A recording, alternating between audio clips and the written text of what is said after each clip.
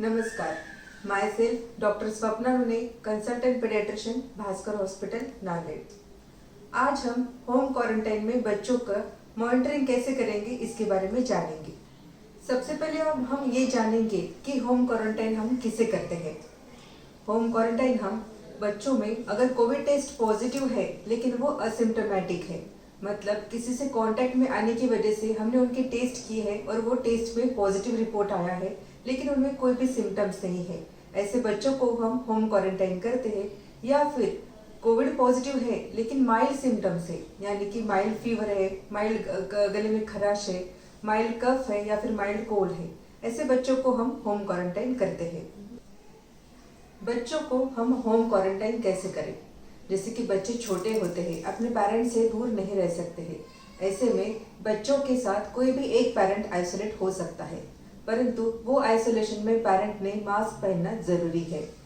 अगर बच्चे बड़े हैं, जैसे कि 12 साल से ऊपर है, तो वो सिंगली होम क्वारंटाइन में या फिर आइसोलेशन में जा सकते हैं, परंतु ये बच्चों को भी, छोटे हो या फिर बड़े हो, उनको मॉनिटर करना बहुत ज़्यादा ज़रूरी है। अब ये मॉनिटरिंग कैसे करें, उसका एक चार्ट है जो आपको स्क्रीन पे दिखाई देगा, उसका आप स्क्रीनशॉट ले लीजिए और उसके हिसाब से चार्ट बना लीजिए। घर में कोई अगर बड़े बुजुर्ग हो तो उनको इन बच्चों से अलग ही रखिए। मॉनिटरिंग में सबसे पहले हम टेम्परेचर रिकॉर्ड करेंगे। टेम्परेचर दिन में 3 से 4 बार रिकॉर्ड करेंगे, जैसे कि सुबह 8 बजे, दोपहर को 2 बजे, शाम को 8 बजे।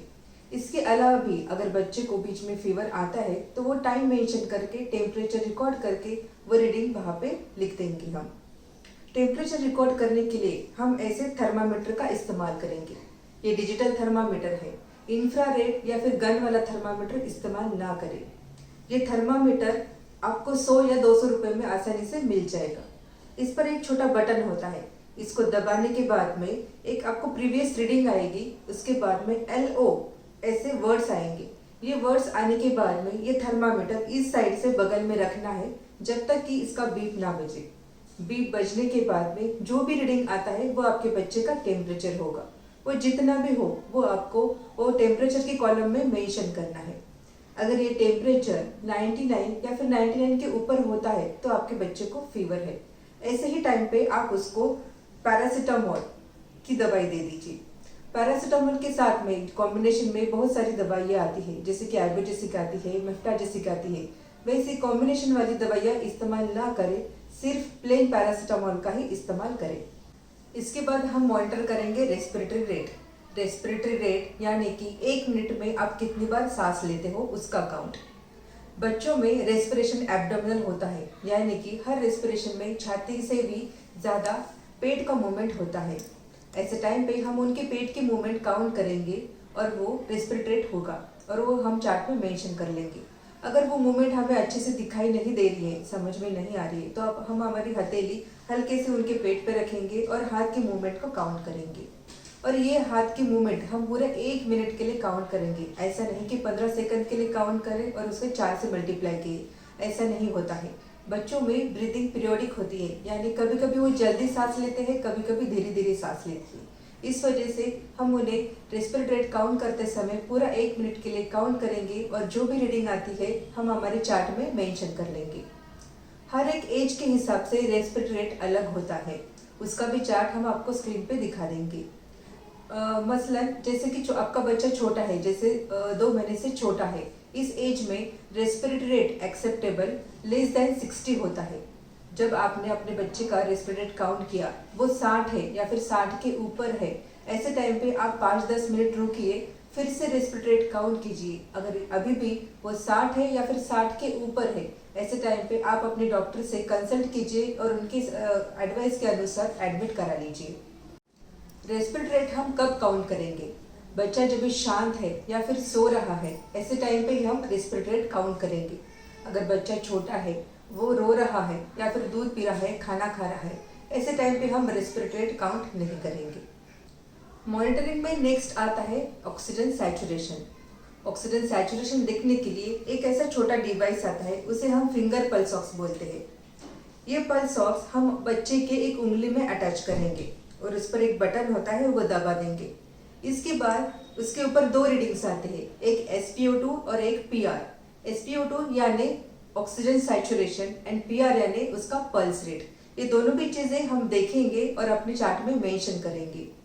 ये जब भी पल्स ऑक्स हम अपने बच्चे के फिंगर को लगाते हैं तो वो फिंगर बहुत छोटा नहीं होना चाहिए या फिर बहुत बड़ा नहीं होना चाहिए और ज़्यादा लूज भी नहीं होना चाहिए। जैसे हम इसमें डालते हैं, फिंगर डालते हैं तो बहुत ज़्यादा लूज भी नहीं होना चाहिए। अगर बच्चा बहुत छोटा है, उसकी छोटी छोटी उंगलियां हैं, तो हम उसका अंगूठा भी इस्तेमाल कर सकते हैं।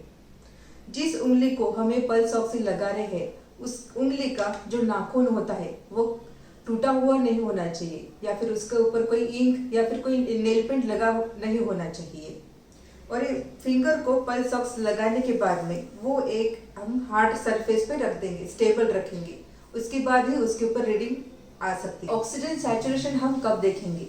बच्चे जब शांत है, ज्यादा चिड़चिड़े नहीं है, ऐसे टाइम पे ही हमें उनका देखना है। लेकिन जब अगर बच्चे सो रहे हैं, ऐसे टाइम पे हम ऑक्सीजन सैचुरेशन नहीं देखेंगे क्योंकि ये टाइम पे वो फॉल्सली लो दिखा सकता है। छोटे बच्चों में हम ये शांत बच्चों में देखेंगे। अगर बच्चे बड़े हैं, जैसे 12 साल की उम्र से ज़्यादा है, तो ऐसे टाइम पे हम 6 मिनट टेस्ट लेंगे, जैसे कि उन्हें 6 मिनट के लिए नॉर्मल वॉक करने के लिए लगाएंगे। उसके बाद में हम ये सैचुरेशन देखेंगे। ये सैचुरेशन 94 से नीचे है तो ऐसे टाइम पे ये डेंजर साइन है। ऐसे टाइम पे हमें उन्हें बच्चों को एडमिट करना ज़रूरी है। लास्ट में हम मॉनिटर करेंगे यूरिन आउटपुट, यानी कि बच्चा आपका दिन भर में कितनी बार यूरिन पास करता है। ये एक बच्चों का हाइड्रेशन का स्टेटस बताता है। अगर हाइड्रेशन अच्छा है तो ये यूरिन अच्छे से पास करेंगे, मतलब अच्छी क्वांटिटी में पास करेंगे और बार बार पास करेंगे। अगर उसका हाइड्रेशन अच्छा नहीं है, मतलब उनकी डिहाइड्रेशन है, तो ऐसे टाइम पे यूरिन की क्वांटिटी भी कम रहती है और यूरिन का कलर भी थोड़ा डार्क हो जाता है। मॉनिटरिंग में हमें एक और चीज़ का ध्यान रखना ज़रूरी है, वो है मेंटल स्टेटस। यानी आपका बच्चा बहुत ज़्यादा चिड़चिड़ कर रहा है या फिर बहुत ज़्यादा सुस्त है, सो के है, एक्टिविटी कम है या फिर एकदम कन्फ्यूजन स्टेट में है या फिर अनकॉन्शियस है या फिर झटके आ रहे हैं, ये चीज़ पर भी हमें ध्यान रखना ज़रूरी है। अगर इसमें से कोई एक भी चीज़ आपके बच्चे के साथ हो रही है तो तुरंत अपने डॉक्टर के साथ कंसल्ट करके उनकी सलाह ली। घर में जब बच्चे होम क्वारंटाइन में हैं तब ये दो चीज़ें घर में होना बहुत ही ज़्यादा आवश्यक है। बच्चों का होम मॉनिटरिंग करना ज़रूरी क्यों है? क्योंकि जो बच्चे माइल्ड कोविड में हैं वो बच्चे कभी भी मॉडरेट या फिर सीवियर में जा सकते हैं। ऐसे टाइम पे उनका मॉनिटरिंग करना बहुत ज़्यादा ज़रूरी है। और जैसे कि हमने आपको बताया कि अगर ऑक्सीजन सैचुरेशन 94 के नीचे है या फिर रेस्पिरेटरी रेट एक्सेप्टेबल रेट से भी ज़्यादा है या फिर उन्हें डिहाइड्रेशन है, ऐसे टाइम पे उन्हें होम क्वारंटाइन रखना खतरे से खाली नहीं है। ऐसे में बच्चों को एडमिट करना बहुत ज़्यादा ज़रूरी है।